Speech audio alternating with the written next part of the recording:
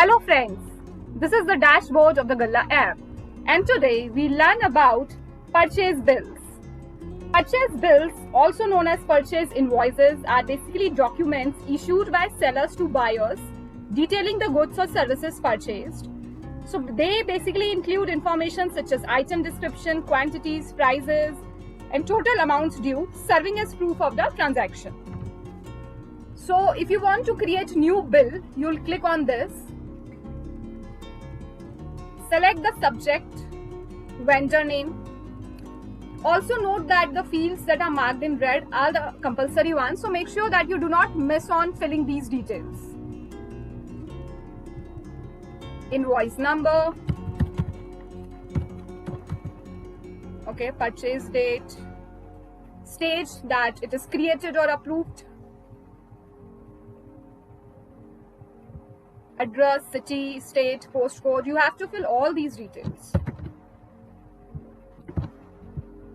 GST code, GST number. So once all these details are filled, you will scroll down and add the items information here.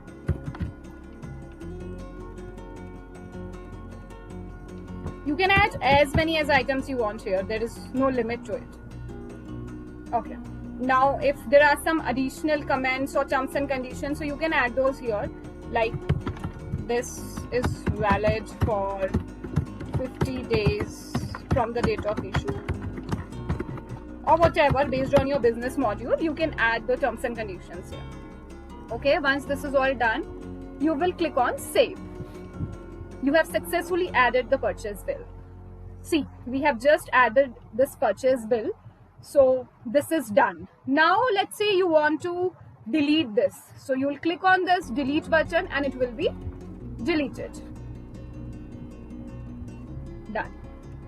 Now you want to make some changes. So you will click on this pan icon and this same page will appear, and you want to, let's say, make some changes in the postcode. So you can add the details or edit the details and again click on Save. This is done. Now this icon we have, so this will show you the purchase bill information. Okay, you can download the purchase bill from here, you can duplicate the purchase bill, and again this is the pan icon that we just explored.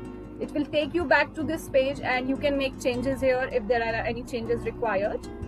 If not, there is no need to make the changes.